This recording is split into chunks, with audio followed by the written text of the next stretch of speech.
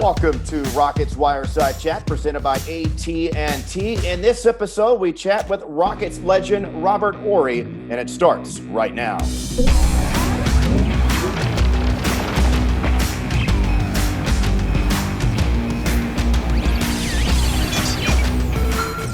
Welcome to another edition of Rockets Wireside Chat, presented by AT&T. I am Craig Ackerman. My guest this week played 16 years in the league, finished his career with a whopping 7 championships, one of the most decorated players in NBA history. In fact, one of only 2 players in the history of this league to win championships with 3 different teams. Of course, his first 2 coming here in Houston with the Rockets in 1994, 1995. Robert Horry is joining us. Robert, how you doing, man? Man, I'm great. How about yourself? I'm doing well. So what have you been doing? I imagine a lot of stay-at-home stuff, much like the rest of us these days. Yep. I'm growing a nice Corona 19 beard right now, so I'm really enjoying that. I have a couple of friends and we're trying to see who's going to have the best beard after this pandemic is over. Are you in Houston or I'm in Cali. Okay. Well, I could maybe in the summertime, the beard thing maybe in Southern California would work better. As you well know, here in the summer, man, it's brutal. Be doing it in Houston. Okay. At least we got that down. Yeah, it's brutal. Yeah. I don't know how people do it. The Last Dance just wrapped up last night. Sort of an autobiography, if you will, of Michael Jordan and his career, and in particular the pair of back-to-back championships in the 1990s. You were drafted 11th overall in 1992 by Houston. So this era is right in your wheelhouse. I'm assuming you have watched the series.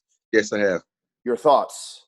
Well, it's funny. I really watched it to see if they was going to say anything about our 94-95 championship. That's the only reason I watched. And I really enjoyed it. It's weird how people are, talking about how he was such an intense athlete. I'm like, what athlete isn't intense? What professional athlete isn't intense? You have to be that intense to get to where you want to be.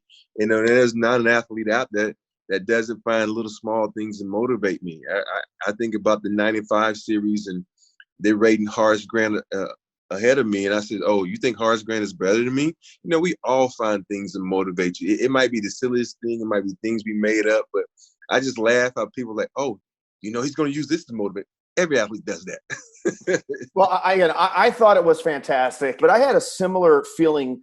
I was just, again, I understand perhaps maybe why they didn't. It was about Michael and the Bulls, and I get it. And again, it was really well done. And Michael was a larger than life figure, and in my opinion, is still the greatest player of all time. But I was a little disappointed that they didn't mention those. I mean, they talked about those 2 years briefly while he was away, but ultimately did not mention. Do you think that, you guys would have beaten the Rockets or vice versa? Because that is a debate that kind of goes on 25 years after the fact. Yeah, it is. It's one of it's weird because I talked to Clyde yesterday and I talked to Kenny Smith yesterday, and we were talking about that, and especially Kenny. Kenny was like, "Why do people think I'm hating?" I said, "People just, when you're in love with a guy, like people are in love with Michael Jordan, they think he can do all." And the funny part is, if you listen to his conversation, especially after the first three-peat, he said he was mentally drained, he was physically tired. And that's one of the things I said on Jack Flaherty's interview the other day. I said, people don't understand. Winning and going that far and that deep into the playoff takes a toll on your body. So I really think that the 94 and 95 teams would have won championships regardless of who was in the league or whatnot, because Dream was MVP. He was playing incredible, out of his mind, and we all wanted to win. That's the thing. We've got the desire. We've been together. We've been right there on the cusp of winning and tasted defeat, and that makes you hungrier to come back the next season. And I think we still would have won. People gonna think I'm crazy, and I think they're crazy for thinking I'm crazy. and that's another reason why I will admit I was a little bit disappointed they didn't bring it up, because Michael and Hakeem are forever linked. They were taken in the same draft. Hakeem was taken 2 spots ahead of the number 1 overall. Michael went number 3. They both were in their absolute primes in the 1990s. And again, the 2 years that you guys, led by Hakeem Olajuwon, won your back-to-back championships, were the years he was away from the league. And again, people still talk about that to this day. People hold Hakeem Olajuwon in very high regard, in my opinion, one of the 10 greatest players of all time. And again, I just surprised they did not bring up, and they didn't even bring up that link between Hakeem and Michael. Yeah, and it's weird, but I think they did that because, you know, they don't want to, you know, I say a black eye on him leaving, or put a black eye on our championships. I can respect that, because people could have came and said, "Oh yeah, we'd beat that," you know. And everybody had another debate about that. But I do agree with you. I disagree with you. You say top 10, I say top 5 for Dream. Okay. All right. And it's funny how, you know, my youngest son, Christian, we've been having this debate about who's the greatest player, and he's the biggest LeBron fan. So I said, okay, you can have that debate, because you never saw Michael play. You never saw Dream play. You only see highlights, and it's hard to find good highlights. He said, well, Dad, they're moving so slow. I said, yeah, but that don't mean anything, buddy. And it's like, think about it. These guys average more points on less shots than these guys average nowadays. I said, think about it. They're doing 100 possessions per game, where we only did like 60. That's 40 more shots. And so he doesn't understand it yet, but I'm trying to get him to learn basketball. You know, that's an interesting point too, because the game obviously has changed leaps and bounds, especially over the last handful of years, spearheaded primarily by the Rockets philosophy and Mike D'Antoni, if you want to go back to his days when he was with the Phoenix Suns. But I often refer to this, and Matt Bullard and I talk about this a lot. Rudy T, and we're going to get to the fact that he's finally in the Hall of Fame and get your thoughts on that here in a moment. But Rudy was sort of, if you want to go back 20, 25 years, he was sort of the first coach who truly understood the value of floor spacing. You were sort of the original stretch four in the league. Yeah, the original stretch fours. It was. I was talking about this the other day, and people said, "Did they do it for offensive purposes?" I said, "No, they did it for defensive purpose, because Charles Barkley was putting pressure on us with Pete Chilcutt and Chucky Brown. So they said, let's try Robert on him." I'm like, "Oh crap, here we go, put me in power forward." And it kind of worked out in our favor, and we just went from small, to small ball, spreading the court out, giving Dream his space, which actually worked better for us also, because we could slash. You think about it, we had Mario, we had Clyde, we had Sam, we had all these guys who could slash and cut through the paint. Everybody but Kenny, he was a straight shooter. So it opened up the room for us to get through the lane and get layups, and it allowed Dream to get some offensive rebounds and things like that. So Rudy T, to me, the thing I love best about him, he understood what he had. He coached what he had. You get a lot of these coaches nowadays, "Oh, this is my philosophy. I'm a coach." I'm like, okay, how many championships have you won with that philosophy? Does it really work? And so Rudy was the type of guy that says, what do we have? What can I implement with my players and make them better players? And that's a sign of a great coach, and that's why he's my all-time favorite coach. Yeah, you're not the only one who says that. And again, long overdue. He was finally inducted in the Hall. This should have happened 10, 15 years ago, but better late than never. Exactly. As long as you get in, that's all that matters, right? Yeah, and again, innovator. He was a heck of a player as well. I mean, he had a great career as a player and a coach. Again, he deserves that honor very much. Yes, he does. And I remember when I first got with the Rockets in '92, he still used to try to play with us. He played for like 2 years with us until he had a really bad ankle sprain. And after that, he said, "I'm done." And Sam, it was funny because me and Sam versus him and Jim Boylan, just doing something fun. And he twisted his ankle. Me and Sam fell on the floor laughing because it wasn't funny that he got hurt, but it was the words that came out of his mouth. Rudy T and the language he can use. It was so funny. But after that moment, he never played 2-on-2 with us again. You've won all kinds of championships outside of the teams that would play with Bill Russell with the Celtics in the 60s. Nobody has more rings than you. Not Michael, not Kobe, not Shaq, nobody. When you reflect back on your decorated career, what ultimately stands out for you? I just think for me, it's been the ultimate teammate and doing what's needed. I have so many people, talk about how, oh, he didn't score, he didn't do this, he didn't do that. I said, I did what was needed to do.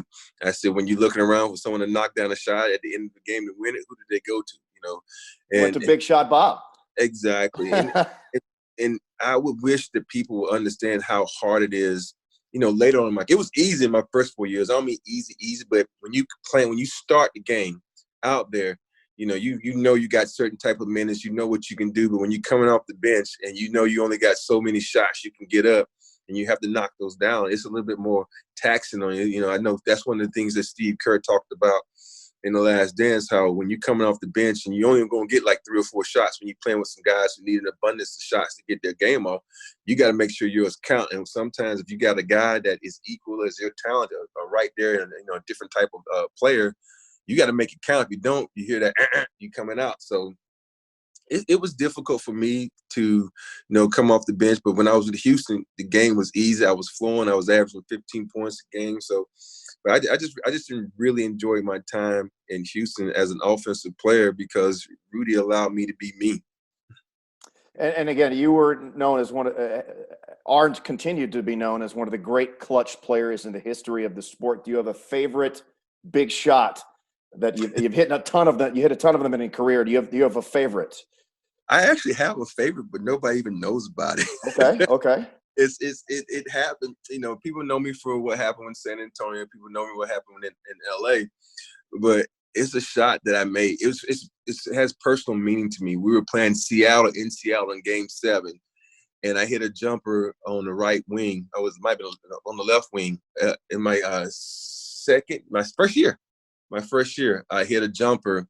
And we went into overtime. We eventually lost that game in overtime, but nobody talks about that shot. But for me, as a confidence builder and knowing that my teammates, passed me the ball and I took the shot, especially, with all the things that happened to me when I got traded from Houston for not shooting the basketball. But this was a moment where, I had to believe in myself and, give me that boost and encouragement that, it's just a game of basketball. It's fun. You go out and you play, you enjoy it, you take shots when you got shots. If you don't make it, oh well, if you make it, woohoo.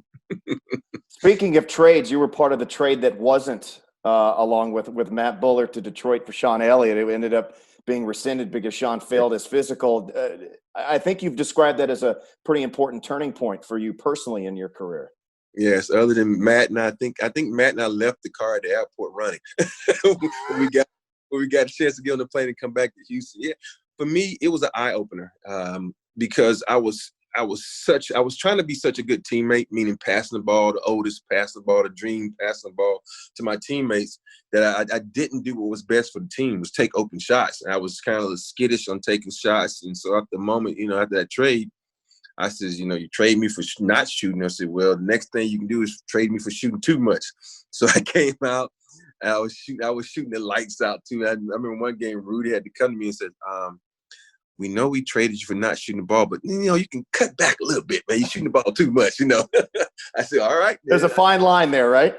It's a fine line. So, and think about that, Rudy, certain coaches can find out what triggers guys. And I remember being in that situation. He made the third play of every game was ran for me, some type of play to get me involved in the game, because he knew if I made that shot, took a shot, that I wouldn't be skittish to take any more shots. So that's what you have to do as a coach. You have to learn and understand the mental of a lot of your players. He knew that for me, it was just get me involved early, and then I'll be more comfortable down the stretch. That was in the beginning of my career. The three main coaches you played for in your career, Rudy T, Greg Popovich, Phil Jackson, all very different people.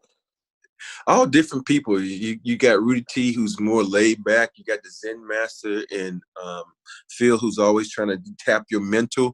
And then with Pop, he was always trying to test your heart and your strength and your mental strength as well. And they were all different, but the one thing in common is they all stress defense. They really, the importance of defense and winning championships and making your teammates better. I know a lot of guys look at what Kobe and Shaq did and what Tim and Tony and Manu did. But the thing is, those guys got a lot of points, but they made everybody around them better.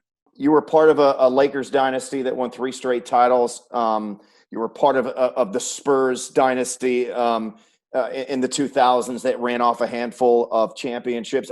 How do you think that those teams stack up with the dynasties we've seen since, say, 1980 in the NBA, along with Chicago and most recently Golden State and the early 80s teams of Boston and with the Lakers as well? How do you think that those teams you played with stack up with the all-time great dynasties in NBA history?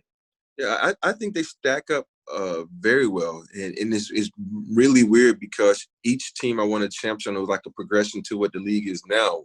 Houston was more of a, half-court set. LA was a get up and down, then a little half-court set. And San Antonio was a little bit more get up and down with a half-court set. Now the whole NBA is all about, get up and down the floor. So I think if you look back, the one dominant factor is I played with great big men. I should say, I'm sorry, Hall of Fame big men. And when you have bigs, that can erase a lot of mistakes defensively. It allows you to get up in guys defensively. It allowed you to do a lot of certain things that you know, in this day and age, you really can't do because there are no bigs anymore. You know, you got about 5 good bigs in the league. And so, but now the guys, everybody's out on the perimeter, even the bigs on the perimeter. It probably is not another player in NBA history who played with a greater trio of big guys. Hakeem, Duncan, Shaq. We're talking the all-time greats. Those 3 guys. Yeah, you know, the thing about that is, you know, you go through the league. It's only probably like 2 other bigs that were great like that I didn't get a chance to play with. That's Patrick and David. But the 3 bigs I played with was phenomenal. Their era was, you know, the era of bigs. They had to carry teams night in and out night. And so it was just a fun time for me, you know, especially, you know, getting to learn from Dream and understanding the business side of basketball, then going to play with Shaq and us being the same age and having some of the same, you know, likes and dislikes. So that was fun. And getting, you know, at that time going to San Antonio when I was at the end of my career and playing with someone who's just laid back and wanted to play video games like me and Tim Duncan. So it was some good times. I was very fortunate. We've talked about you playing against Michael, but you played with Kobe Bryant. Unfortunately, his tragic passing earlier this year. What are your thoughts on the life and legacy of Kobe Bryant? I was there from the beginning when Kobe first came in the league as a rookie, and it's so weird watching The Last Dance and knowing that Utah was playing the Bulls. I said, oh, that's the game that, you know, that kind of turned Kobe's career around. He shot an air ball down the stretch, and he kind of went from there going into the lab, working hard, trying to become the player he was. And so he was just a great teammate, a great player, one of the smartest players you could ever play with. And it's so weird, you know, getting a chance to really watch Michael Jordan in The Last Dance and hear the words that he uses and everything. It's almost like Kobe just took everything he said, everything he did, his mannerism, his language, his lingo, and just copied it, because it's like watching a ghost now, you know. And I hate to use those terms, but to watch Michael Jordan is like, man, how did Kobe learn everything this dude did to a T, and then it made it a little bit better in some areas? The Houston Rockets and Fertitta family are excited to launch an online daily auction to benefit the Clutch City Foundation to support COVID-19 relief efforts. Each day, a new one-of-a-kind Rockets item will be available to bid on. Items include autographed basketballs, authentic game-worn shorts, game-issued shoes, jerseys, and more. It's easy to participate. Download the Houston Rockets app, check in each day for the daily item up for auction, and then bid for your chance to win and give back. Head to Rockets.com for more information. AT&T recently launched a $10 million distance learning and family connections fund created to support distance learning and social development programs. As part of this program, AT&T has contributed $250,000 to help expand the NBA Math Hoops community program that allows students to learn fundamental math skills through the game of basketball. This is the 25-year anniversary of the second championship. It's coming up. I believe the Mario Elie Kiss of Death Shot anniversary is on the horizon as well. In fact, I think it'll be the same day as this airs. When someone says Clutch City to you and those playoff runs, what stands out? It's a whole lot of things that stands out. Just the fact that the people we beat in that run, you know, Utah, Karl Malone, John Stockton, then people don't understand. We played Utah. They tried to cheat us by holding the clock. And then as soon as we won that game, we flew right into Phoenix, had to play Phoenix, and Charles Barkley, Kevin Johnson, AC Green, that whole crew, beat them up, then had to go into San Antonio, who had beat us 5 times in the regular season, and then to whip up on them, and then to go play the Orlando Magic, who we were secretly hating because they were on TV all the time. We were the defending champs. We were never on national TV. And so, sweep them and tell y'all take that. It was incredible, man. I mean, no one's ever done it before. I mean, no one's won a championship as a 6th seed, and you guys were able to accomplish that. You know, people always going to talk about that and the things that Dream did, but, if you go back and look at some of the things Clyde did, I was like, wow. I looked at the one game where Clyde had, where they both had 40-plus points. I was like, man, Clyde carried us a lot of times, man. Clyde, I tell people all the time, I said, if you want to look at a really phenomenal athlete, look at Clyde Drexler. Nobody talks about him.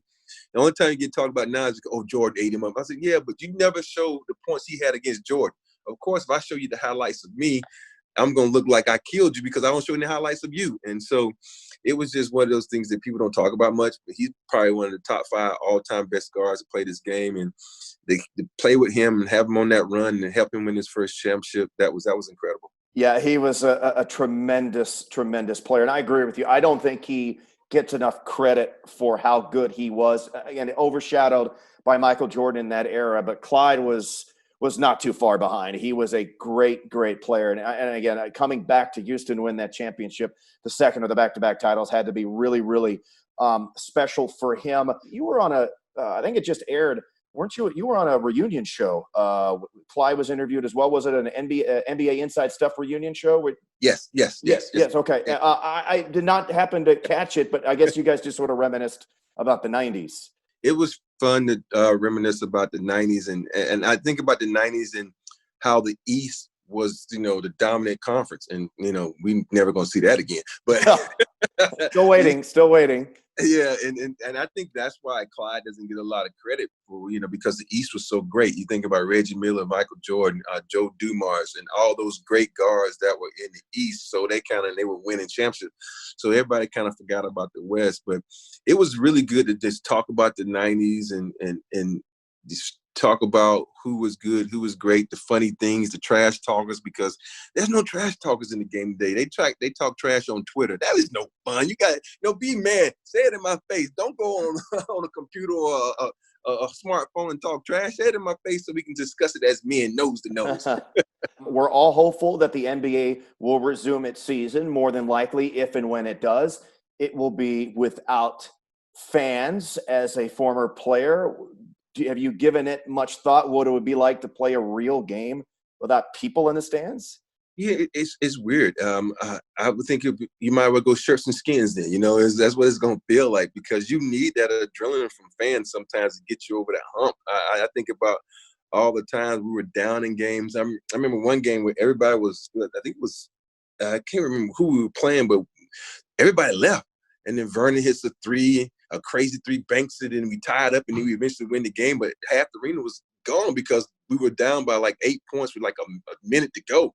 So, but, you need things like that for fans to push you. Those fans who stayed got loud and got rowdy and got us pumped. And you need fans. But this is going to show you the true talents of guys if you don't have fans, because it's no adrenaline that's going to be coming in. It's just pure nature of the basketball game coming into effect. See who's a top dog, because we know it's a lot of top dogs in this league and everybody's trying to get that championship. So it would be very interesting to how that works out. And basketball without fans is better than no basketball at all. Yeah, because we just put it on TV and pump the noise and put a drape around the court and put fake fans in the stands. Things are big, depending, you're in California, so things are a little bit different, but society is slowly beginning to open up. But again, most of us stay at home as much as possible. Since The Last Dance is now over, what will you be watching? Any recommendations for the people out there? You see, you're asking the wrong person. I'm kind of a TV junkie, man. I've been watching The Last Kingdom with my wife. I've been catching up on my Will and Grace. Okay. My Blind Spot, my Blacklist. I can go on and on, man, because once I get into a TV series, and I'll watch it to the end. Even if it starts getting bad, I'll watch it. But I'm just a TV junkie. I'm watching different types of movies. I got a chance to finally see Bad Boys 3 the other night. I hadn't seen it. Is it good? Yeah, it's good. I enjoy it. It's different. Okay. It takes you down that, and it reminded me of everybody in the NBA that has to retire at one point who don't want to retire. One guy does, one guy doesn't. So it was a cool movie. I've been watching a lot of things. One more question. What is your secret sauce? You players from the 90s, you and Vernon, et cetera, you guys haven't aged a day. You know what? For me, I tell people I picked the right parents. My mom and dad still look young. It's funny. I look older than my dad right now. I got more gray in my beard than he does. But for me, it's just trying to eat well, stay out of the sun, just stay healthy. You know, the thing is, you have to have kids. If you don't have kids to chase after, and especially kids that play basketball, because they always challenge you, thinking they can beat you, so you got to stay in shape. You got to be leery of them because they coming for you. So that's the key. You got to have kids and stay in shape and not let them beat you. This was awesome. I appreciate the time. Thank you so much. Hope you and your family are staying safe and healthy, and we look forward to seeing you in person as soon as possible. I hope so. You stay safe and tell everybody I said what's up. All right. All right, Robert Horry, I guess. Thanks for watching another edition of Rockets Wireside Chat presented by AT&T. Bye, everybody. That's it. All done. Episode over. Thank you so much for watching. Please subscribe now to get all things Rockets delivered right to you, and we'll chat with you next time.